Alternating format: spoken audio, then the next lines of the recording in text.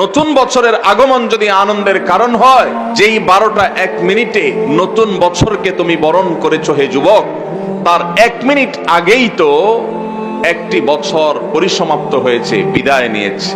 বছরের আগমন যদি তোমার আনন্দের কারণ হয়, তাহলে বছরের বিদায় কেন তোমার বেদনার কারণ হয়নি? বছরের আগমনে তুমি যে হাসছো, আনন্দ করছো, কই তোমাকে তো বছরের বিদায়ে কাঁদতে দেখিনি। তোমার এই ইলজিক্যাল, তোমার এই অযৌক্তিক, তোমাদের এই হাস্যকর বাস্তবতা বিবর্জিত এই চেতনা, এই বিশ্বাস, এই কালচার, এই সংস্কৃতি, এটা এ মাটির নয়, এ মাটির মানুষের নয়।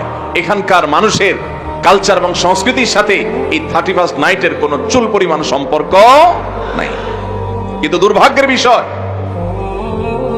গত বেশ কয়েক বছর ধরে আমাদের দেশে এই 31st নাইটের এই কালচারকে আমদানি করা হয়েছে, স্টাবলিশ করা হয়েছে, প্রতিষ্ঠিত করা হয়েছে, এটাকে নার্সিং করা হয়েছে, এটাকে পরিপালন করা হয়েছে, এটাকে নানাভাবে প্রচার করা হয়েছে, প্রচারণা করা হয়েছে, সমাজের রন্ধ্রে রন্ধ্রে এটাকে ছড়িয়ে দেওয়া হয়েছে।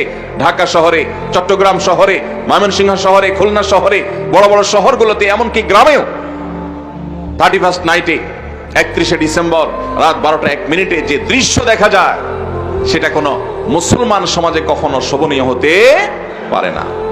ভাইরা আমার, আমরা পলিটিক্যাল ফ্যাসিজমের কথা বলি, রাজনৈতিক ফ্যাসিস্টদের কথা বলি, আমরা কালচারাল ফ্যাসিস্টদের কথা বলি না।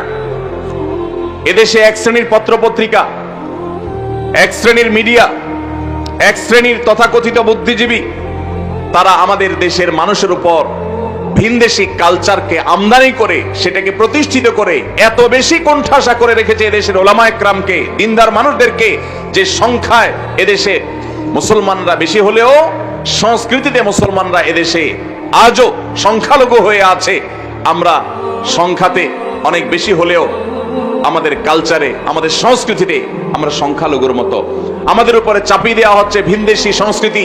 এই 31st নাইটের এই কালচারকে নানাভাবে দেখবেন পত্রপত্রিকাতে, এক শ্রেণী মিডিয়াতে এটাকে আমাদের সমাজে প্রতিষ্ঠিত করা হয়েছে এবং এখনো হচ্ছে। সময় এসেছে এই অনাচারের বিরুদ্ধে আমাদের তীব্র প্রতিবাদ গড়ে তোলার। বেশি দিন আগের কথা নয়, মাত্র 2 বছর আগে ঢাকার 2টি মর্মান্তিক ঘটনা আমাদের চোখের পানি এনে দিয়েছিল। তার একটি হলো মায়ের কোলে থাকা দুধের শিশু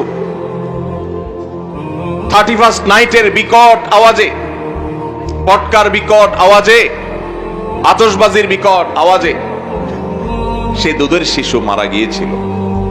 বিষয়টা আদালত পর্যন্ত গড়িয়েছিল, কিন্তু বিচারহীনতার এই দেশে ওই ঘটনার দায় কাউকে নিতে দেখা যায়নি, কাউর কোনো দোষী সাব্যস্ত করতে দেখা যায়নি।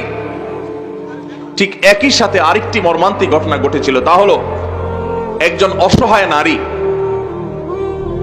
তিনি তার সারা জীবনের সঞ্চয়কে একত্র করে ছোট্ট একটা প্লাস্টিকের কারখানা করে নিজ বাড়িতে প্লাস্টিকের আসবাবপত্র তৈরি করে ছাদের উপর সেগুলো মেলে রেখেছিলেন। এই 31st নাইটের আতশবাজির আগুন উড়ে এসে তার ছাদের উপর থাকা সেই প্লাস্টিকের উপরে পড়ে তার সমস্ত প্লাস্টিকগুলোকে পুড়ে ছাই করে ফেলেছে। এই যে মায়ের কোলে থাকা শিশুর মৃত্যু, আরেকজন অসহায় নারী উদ্যোক্তার সর্বস্ব হারিয়ে যাওয়া, আতশবাজির আগুনকে অপরাধীর কাঠগড়ায় দাঁড় করিয়ে চিরতরে নিষিদ্ধ করার বিচার করবার জন্য এই 2টি ঘটনা কি যথেষ্ট নয়?